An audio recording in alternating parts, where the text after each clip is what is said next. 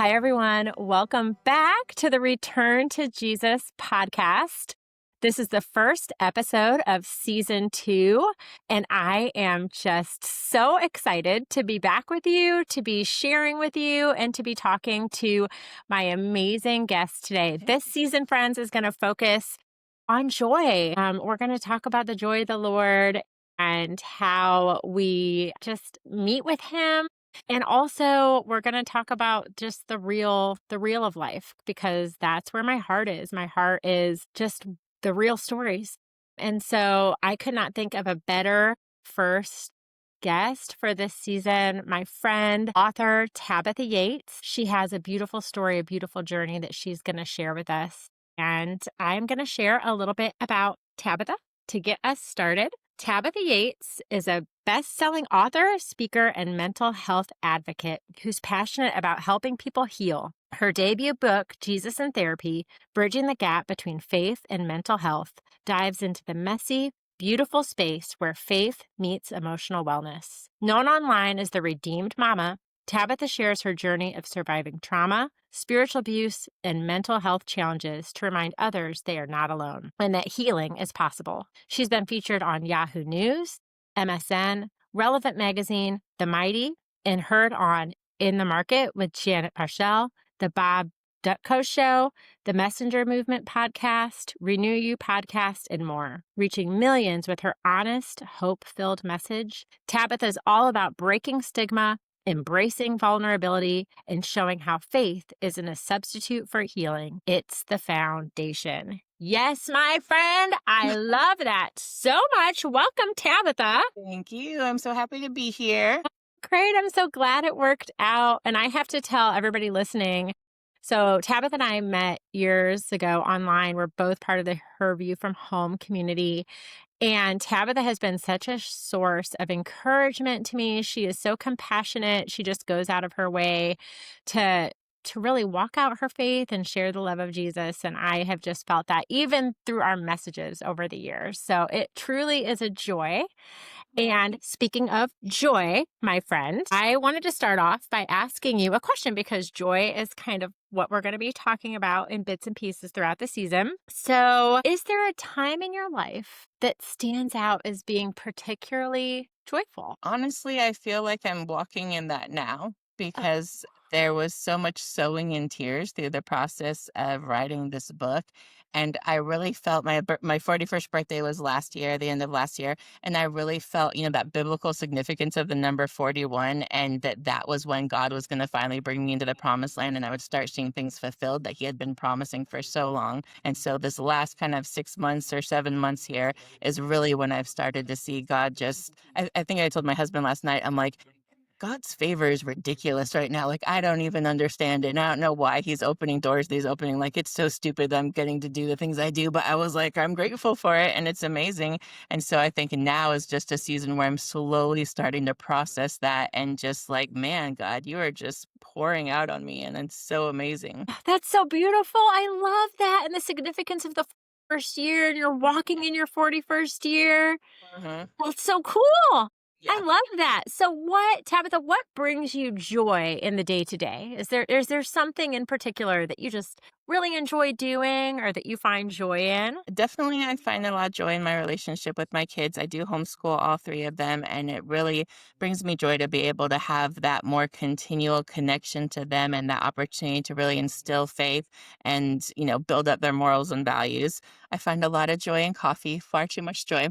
A lot of Me joy in too, Dutch bros. sister. Right here. I'm still drinking a cup, and it's like 11:30. So All the coffee. And I really find a lot of joy in just learning, like in growing. I'm taking some online courses right now, and I really just crave coming more and more into the knowledge of how I can be a better listener, how I can be a more effective communicator, how I can love people better. And so I've just been taking a lot of Christian counseling courses and things just to trying to better myself for this space and to better understand how to, encourage people and reach people. So a lot of joy and just growing. oh my goodness, that's so beautiful. And I love that you are pursuing classes in counseling, given, I mean, your book is Jesus and Therapy. So that is very apropos. Mm-hmm. I was So like, I just want to know some more. Even I don't really want to have a practice or anything, but I want to have the head and heart knowledge for how to step into the situation, how to respond biblically, how to respond compassionately. And of course, I have the lived experience, but I'm like, it doesn't hurt to, gain a little bit yeah. more of the other stuff. Oh, I love it. Well, I'm so glad. It's such a joy to hear the things that bring you joy. And I'm just so excited, Tabitha, to start talking about your book, Jesus in Therapy: Bridging the Gap Between Faith and Mental Health. Friends, if you do not have this book, I am telling you, it is a must read. There are so many just nuggets of wisdom. It is a needed book. It is a needed book. So we're going to dive in, my friend, to these questions. And I want to thank you before we even start the discussion for your vulnerable heart and for your willingness to go to these places, because I feel like in our transparency, we are allowing others to see, one, that they're not alone, two, the Lord is always with them, and then also that there are others, I guess the same as we're not alone. There are others that have walked Yeah. similar paths, and I just Right. think that can be so encouraging. So, Yep. enough of me talking. I want to ask you, what inspired you to write Jesus in Therapy? And what was the most challenging part of the 5-year writing journey? Oh man. So I had been writing, small things for many years, but it was really, I had an article halfway written called The Church and the Depressed Christian, and I just couldn't finish it. I was halfway through. I'm like, I don't know what to say. And then when I followed closely online, the Anthem of Hope founder, he was a pastor and he attempted suicide and, succeeded, unfortunately. And that Um, just rocked me so much. Like that day, I was so filled with grief. And I'm like, man, there are not enough people talking about this like he was. And just being open and vulnerable about the struggle so that other people don't have to hide and struggle in the dark. And so I felt God just like so clearly whisper to me, like, finish it now. mm, And like I finished it that day, that article. And then that article ended up going viral. But what really didn't sit well with me is the response from a lot of the audience. There was a lot of resonation, but it was like, and this is why I turned away from God, or this is why I don't go to church anymore. And I just felt like I left people hanging because that wasn't the end of my story. And I don't believe, God desires for that to be the end of anyone's story, just turn away from him and fellowship. And so I really, in that moment, as I was starting to read the responses, felt like this isn't all. Like I have a lot more to say about this, and I can't leave it here. And so I painfully and slowly started, putting together a proposal and starting to write a little bit more at a time. It was really just God slowly and faithfully leading me through a third and second round of healing so that I could write from a healed and not a wounded perspective and be in mm. a good place to say the things that I said. And it was a lot of God dragging me kicking and screaming also, because it was so hard to share the things I had to share and to step into it again.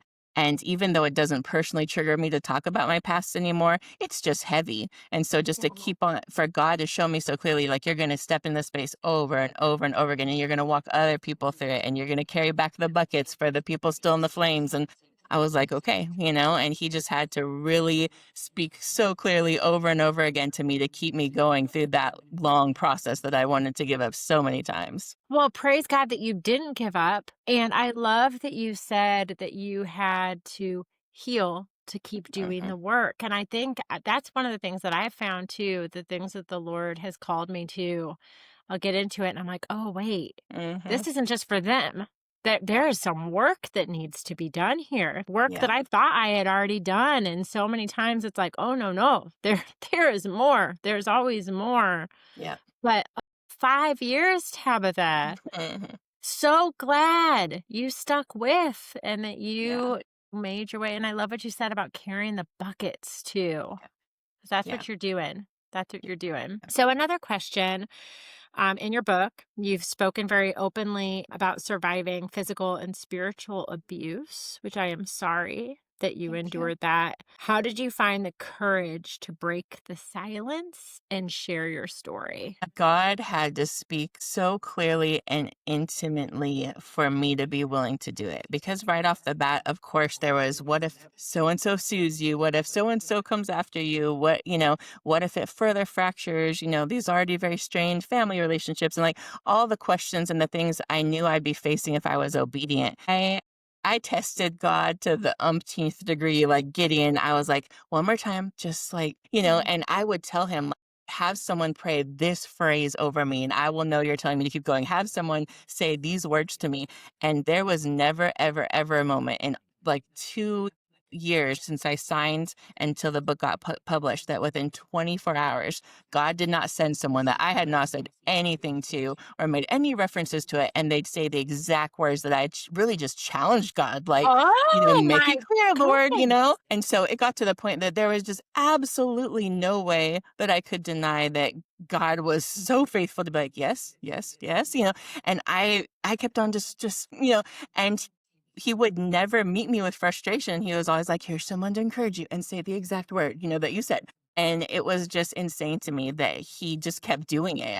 It just blew my mind that he was that faithful to show me he was in it. And I needed that because I didn't have the support of some people around me. I was actively feeling like a bad person, like I was dragging people through the mud and like all these things when you're going to bring abuse into the light and when you're going Oh. to talk about situations that of course it benefits the people who abused you for you to keep it in the dark and stay in silence.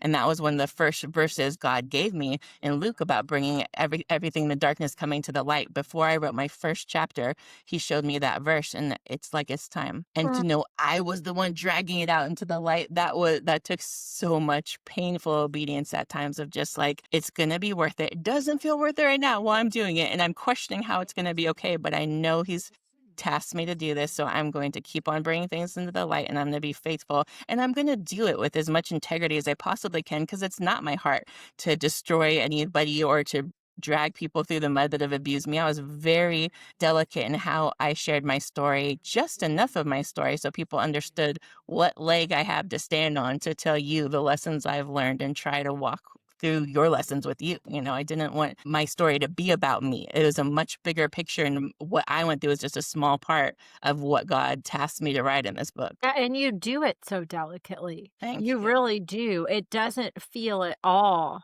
like you're bashing or Yeah. going after. You're telling your story. Yeah. My I editors think did not love that. They're like, "Who are you talking about here?" I'm like, "I'll just let you wonder because I'm not gonna go any deeper." I'm like, "Sorry." It's like, "Too bad." you said is so incredibly true when we have trauma inflicted on us, when we do experience abuse at Mhm. the hands or the words of others, we are taught to be silent. Yeah. And so to break out of that silence it's exactly what you're doing. And so I'm so, again, so grateful that you responded to the Lord's nudge. And how hard that was, I can Yeah. only imagine. But that you had the courage to put the words in. And I love what you said, just the kindness of the Lord, that you Yeah. would pray like, Lord, like a specific prayer. Not only does he hear our prayers, but he responded so specifically. I mean, that Yeah. just shows his kindness and his grace and his favor, and incredibly encouraging. Yeah. So I'm curious, have you had pushback since the book has come out? Yeah. Um, I don't even wanna say pushback as much as just outright loss, and I Mhm. knew that was coming, and I swear the day I finally turned in my edited manuscript, I knew this is it, like, I can never reel this back in, like, my truth is out there. I had, like, a 3-hour-long panic attack. I was just shaking and sobbing, and just I knew what it meant for me. I knew what it could Wow. mean for my future relationships, and I just had to surrender it to God and be like, I have no question that you've told me to do this and that I owe you my allegiance before all others. And so I will do this thing, whatever I lose, whatever it costs. And it's cost. It's been rocky. It's been challenging. I've had some, alienation. I've had a lot of just pain and letting go people that maybe aren't supposed to walk with me anymore. And Right. it wouldn't have been okay if I wasn't so assured constantly by God that this is so much bigger than me and that Mm. I did what I was supposed to do and I wasn't in the wrong for doing it and that he is blessing me and he's got his hand on me.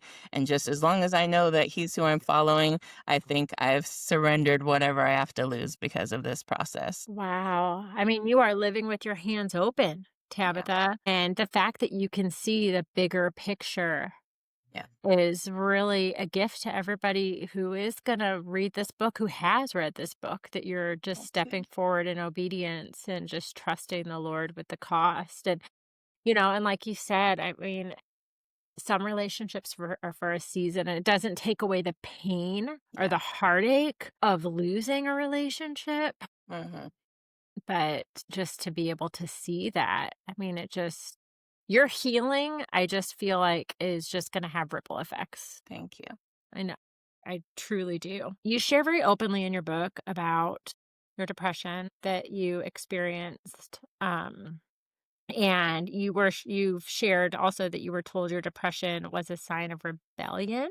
Hmm. How did that spiritual gaslighting affect your mental health? Ooh, that's when it really started to tank, because I'd gone through so much, physical and mental abuse. I was already pretty severely depressed by like the time I was 11.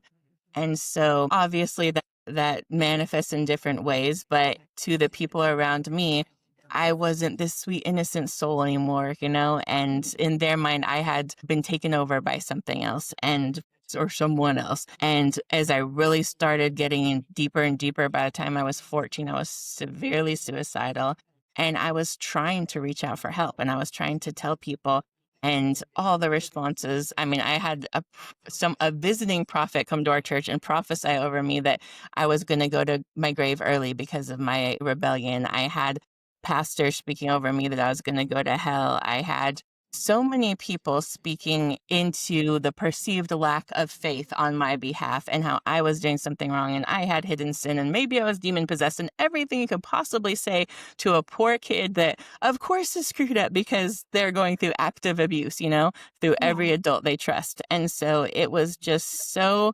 disheartening because I believe them. When you're a Mm. child and those are your people, like you don't really have a choice to think they don't know what they're talking about. You just naturally assume that they know better. They're the grown-ups. And so I took all of that to heart and it just deepened my depression so much to where I finally didn't care.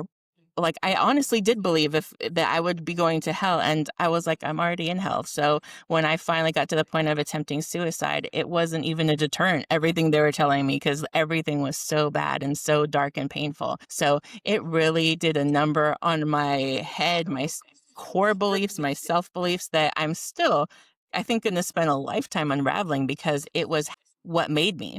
And so now trying to differentiate the heart of God from the heart of people and just continually walk through that process. I will always have things pop up where I'm like, I don't think that's right. And I have to sit there and tear it apart and figure out why I still believe that and what is making me believe about myself and what lie is this and what does God say is truth. And it's just a process, that I talk about in the book, but I have to still do that to myself constantly because it's so deeply ingrained in who I am and what I believe about myself and kind of how God views me.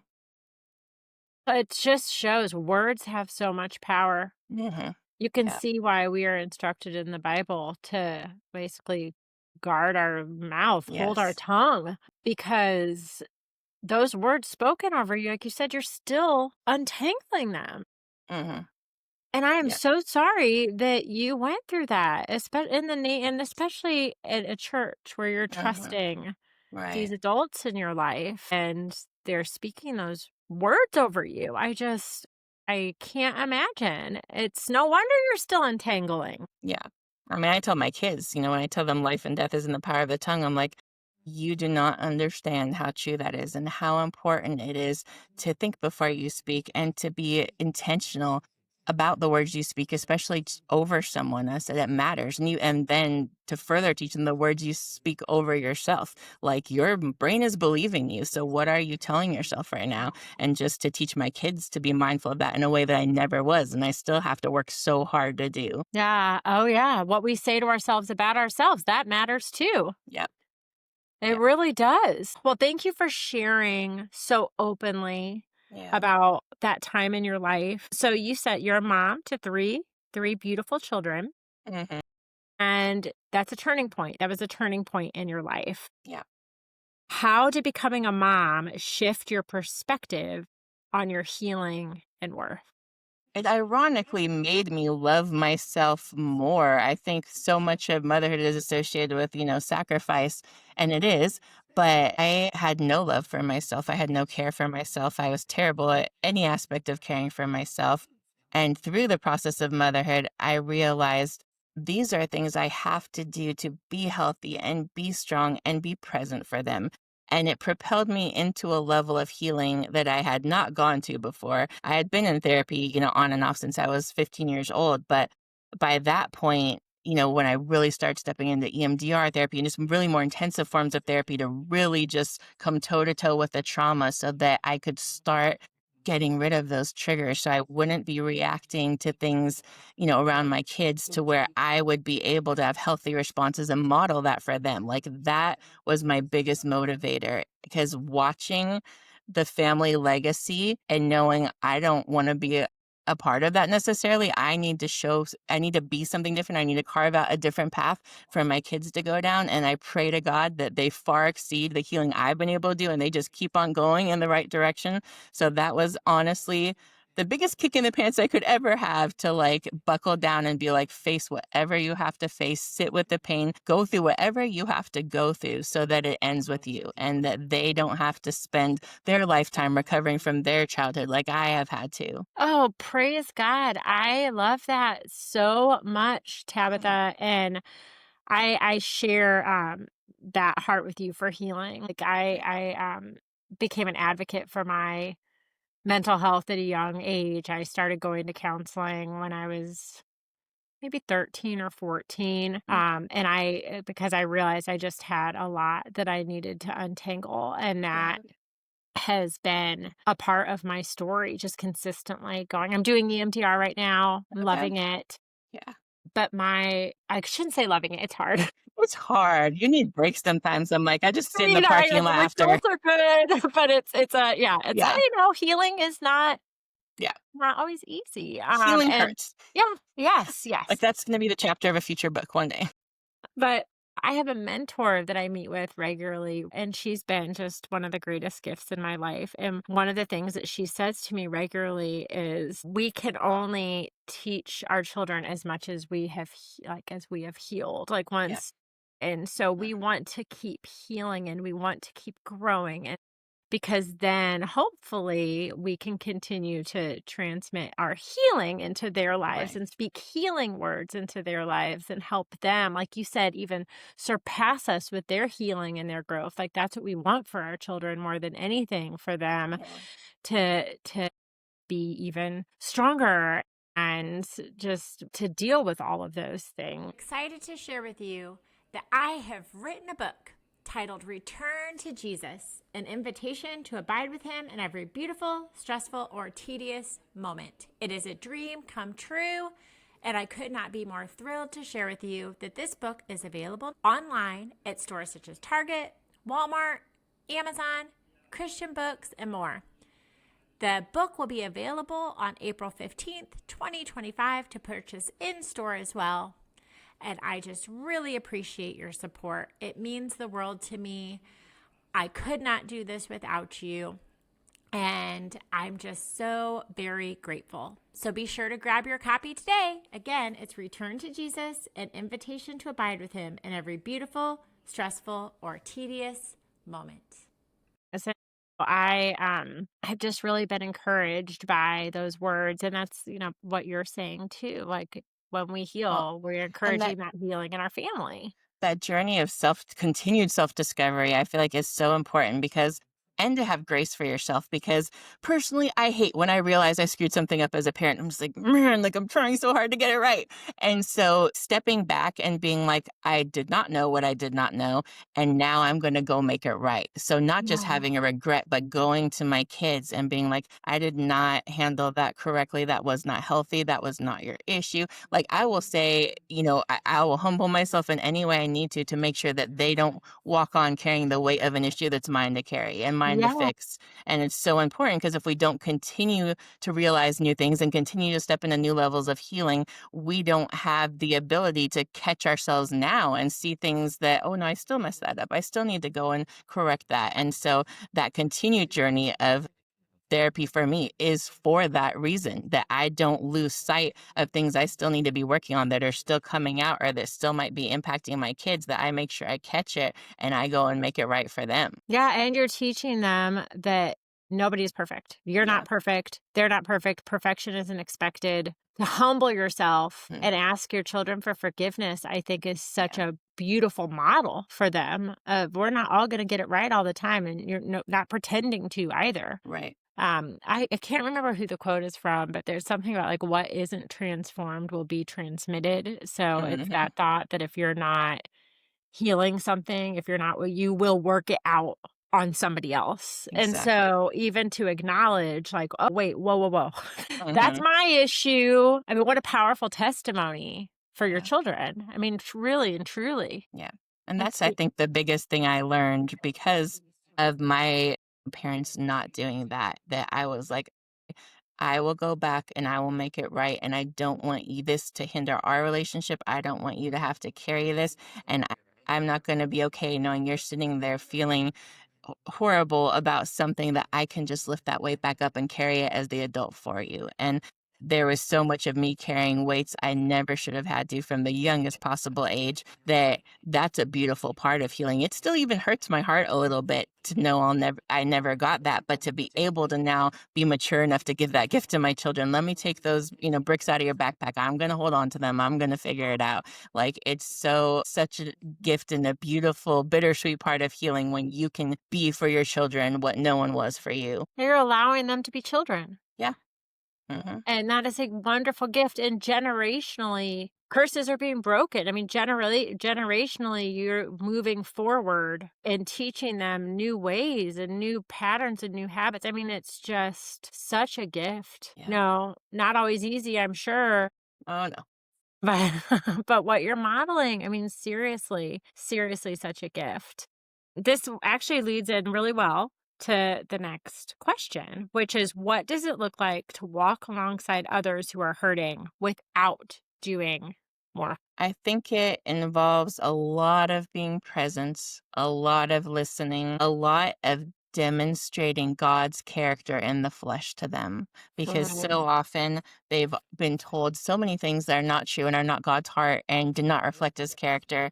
And I think for me, I just practice being with them. And just because so many people that have, more challenging mental health struggles, people leave a lot, And so just to have someone that's willing to step into their space and sit there in the darkness, I think particularly as Christians, we have a really hard time just sitting and not having the answers and not feeling like we need to give the answers or just some little platitude that we think putting a little bow on this will make it better because it won't. And they might not feel better right now, but being willing to step into that with them and just it not be uncomfortable and not being so uncomfortable with people's pain because I've noticed that in such a ridiculous way in the church. Like, why is it so hard to just said we will have suffering, and that's one of the only givens in life and shared human experiences that we're going to have suffering, and then we get to choose how we respond to that.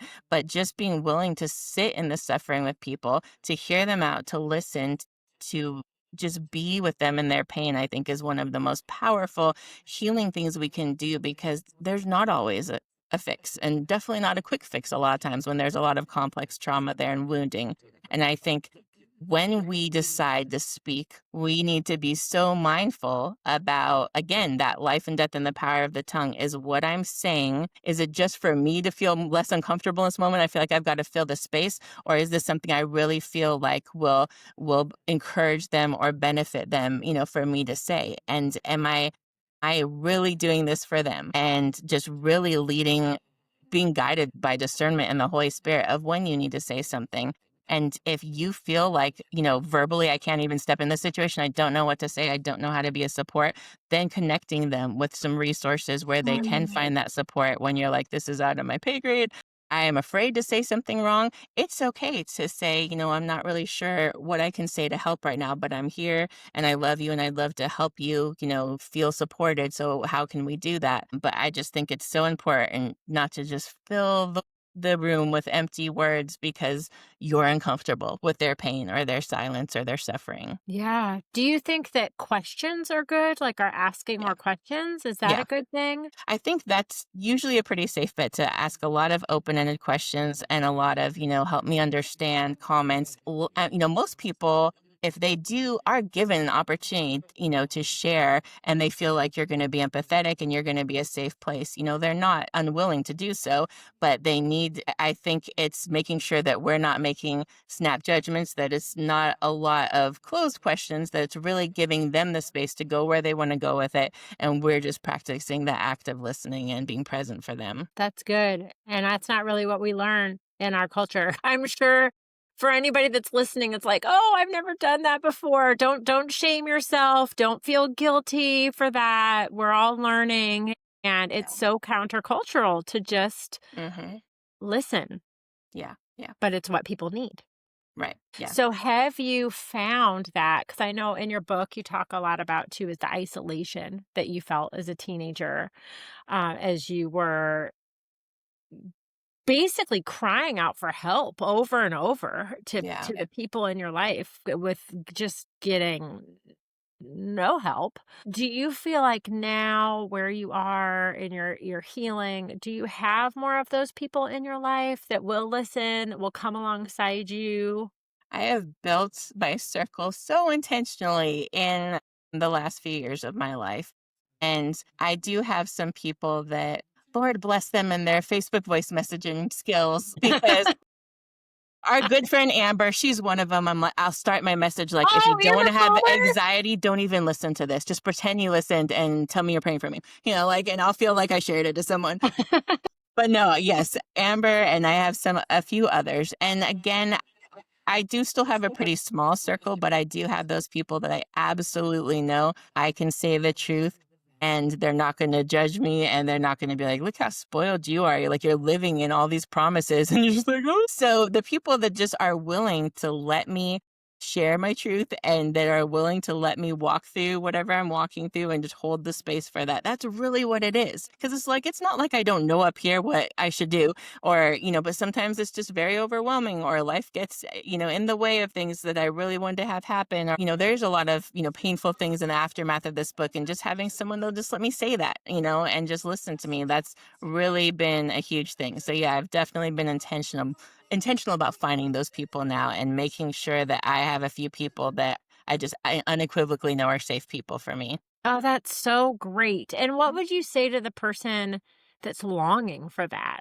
that wants those people in their life, but isn't sure It's how to scary. find them? It's so scary to trust, especially if you've been so deeply wounded by people like I was, especially in the church, because then it's like, well, no one's safe if it's your parents and it's your leaders.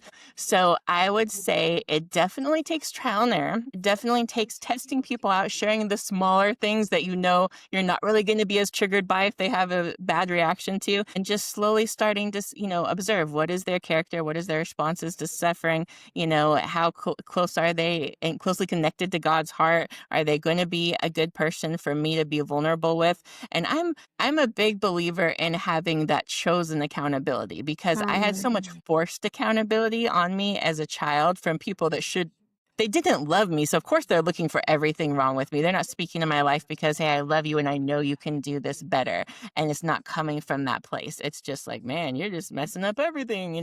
And so I had so much of that because I'm growth minded, I want accountability from people I know care about me, that I know are looking for the best in me. And then if they still see something like, I think you might be getting it wrong here, then I'm absolutely willing to listen because they poured in again and again, and I know the place that it's coming from. So I think there's a lot of just, unfortunately, trial and error. Yeah. I hate to say this, but some people are just awful. And you just realize, like, this is not the person I want to be vulnerable to whatsoever? And so you're just really looking for those people that make you feel heard, that make you feel seen, that are not giving a lot of unsolicited advice, that are intentional with the words that they choose and how they show up in that presence in your life. And so it is out there, but again, I'm, 41 and it's taken me a while to find that. So unfortunately, it takes weeding through some of the bad to finally find your people. And even if it's a couple, it feels like enough just to have a couple people that you know are going to be in your corner. Yeah, I remember hearing something a long time ago that made a lot of sense to me. They said for women, if you have one best friend, like one person that you can confide in and they Mhm. confide in you and there's that trust that Yeah. you're pretty good. Like you feel fulfilled. But then it Mhm. was for men it was more like having just, like, a group of people to spend time with, but for women, it Yeah. was like, if you just find that one person so, like what you're saying, you don't need a lot of people. Yeah. If you just find 1, 2, 3, just a few. Mhm. And Yeah. I am also hearing it sounds like you're saying don't give up. No, absolutely don't give up. I mean, it can take time. Again, I pushed through 20 years of everyone in my circle being horrible and not representative of God at all to me. And so it really took and I think the hard part of depression is it makes us want to self-isolate and pull back and withdraw. And I would give myself seasons of that where I was like, I just need a break because I just got burnt by another person. I just need to, be with Jesus and just kind of, reframe. And then I will, try to step back into a different relationship or a different dynamic. And so it takes work. It takes work, it takes not giving up, it takes guarding yourself a little bit, just not Oh. sharing it with everyone, and I think that's what was so scary in releasing the book. I'm like, "Now everyone will know," if they wanna get to know me, I'm like, "Just Google me, find out all my horrible trauma," like, "Now there's nothing to hide," it's like, "Get back It's to me if you all still wanna be there. friends," I mean, it's a level of vulnerability that, like, there's no going back now. Oh, goodness. Well, and even in you doing these interviews like you are with me right now, this podcast, I can speak to this just from my own experience also of I recently had a book come out too, and just some of the questions. I mean, it's like you said, Yep. it's heavy stuff. You've put Mhm. yourself out there. I mean, there are times when I would finish interviews and I'm like, oh, I like an emotional hangover, where it's like, I Yes. just need to curl up on a couch right now. And a friend of mine who does a lot of body work, she does just like emotional trauma healing in the body. She said to me, she said, if you finish a conversation and you feel like you need to go lay on the couch, you need to go lay on the couch. That's your Right. body saying, this is what I need right now. And you need to honor that.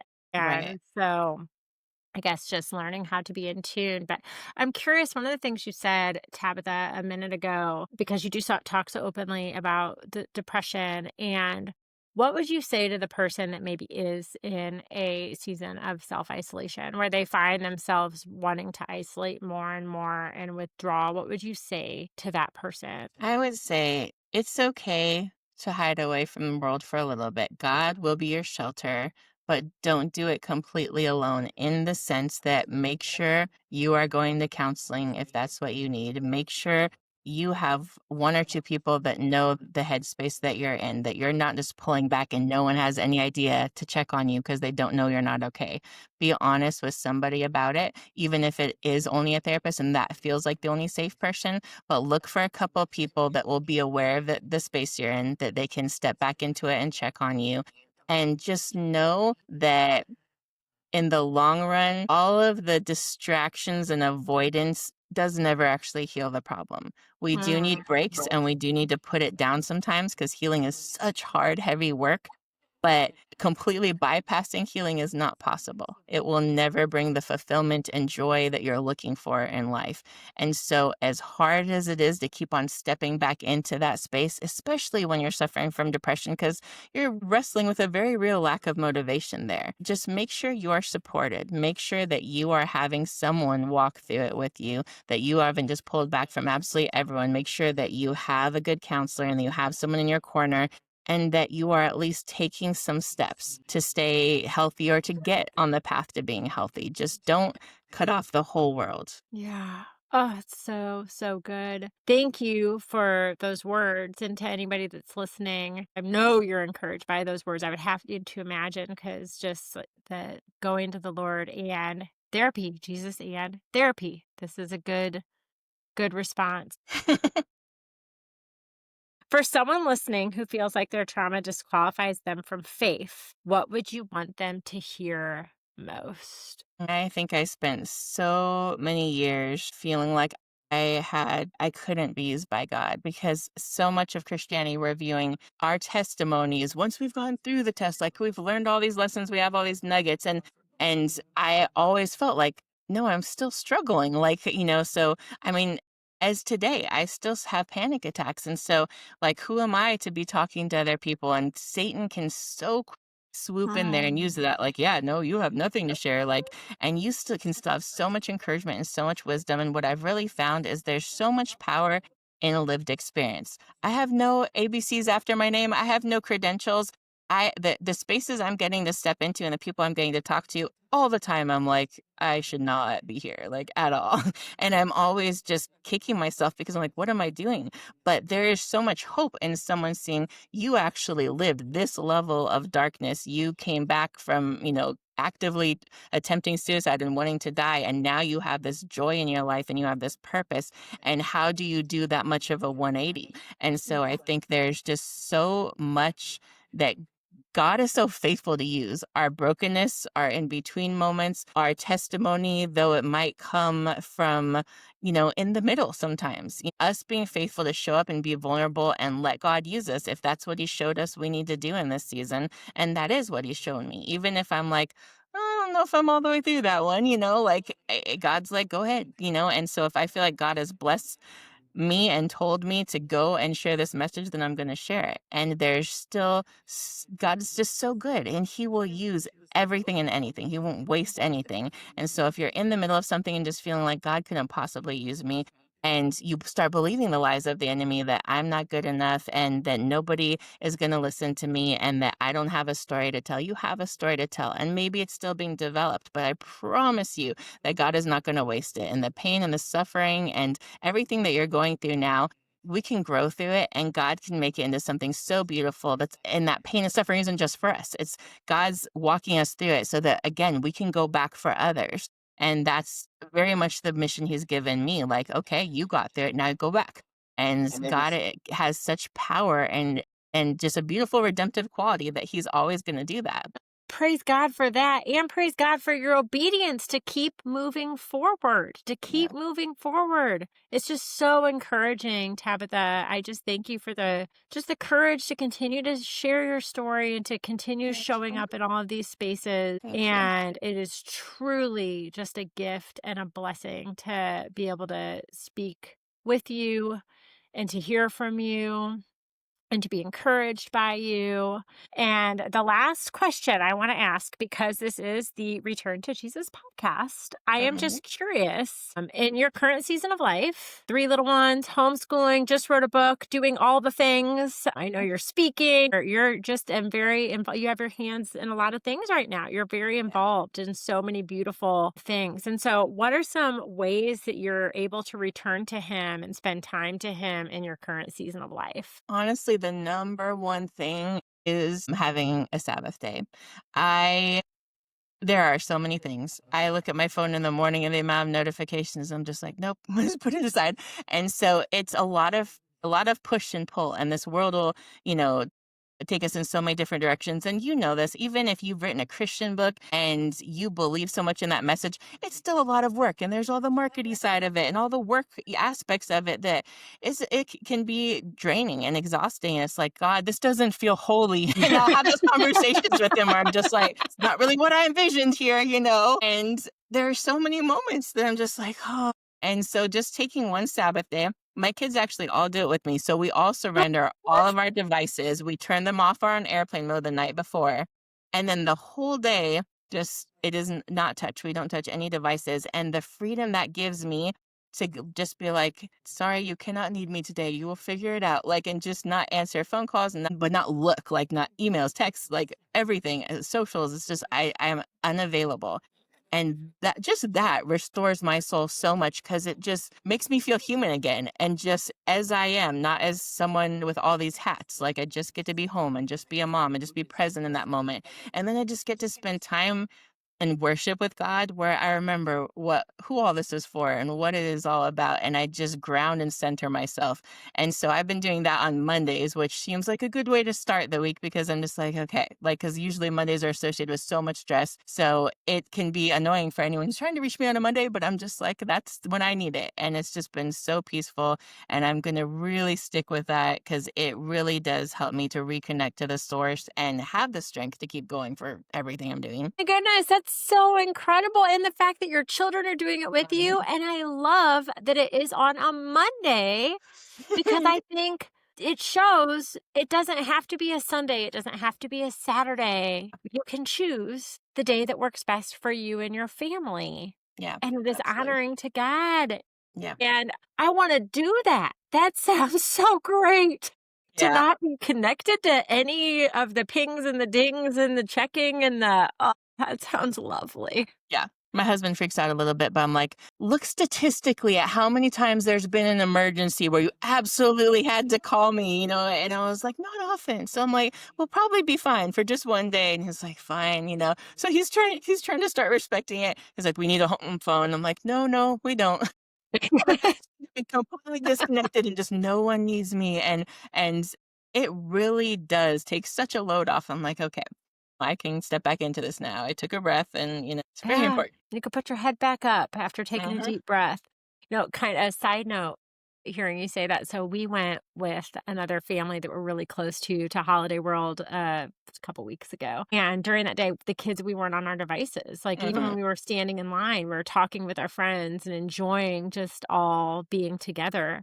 And it was either later that day or the next day when we were driving home, our oldest made a comment about how she was to be getting back on her phone, that she Yeah. just enjoyed so much having that day where Mhm. not only she wasn't on the phone, but all of the people we were with. I mean, other than taking Mhm. pictures, Right. like people would get it out to take pictures, but everybody's just so present with each other. And I was just really surprised and encouraged to hear her say that. And so, gosh, what a beautiful practice, Tabitha.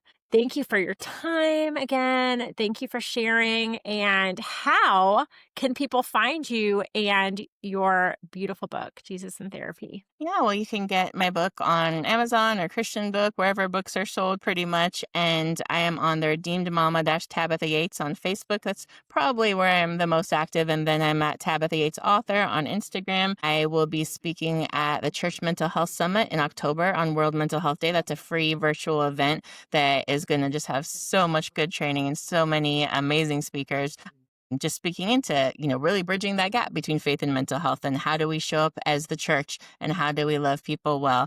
And I've got some conferences coming up and just God's really been faithful and I'm just giving him my yes and seeing where he takes me.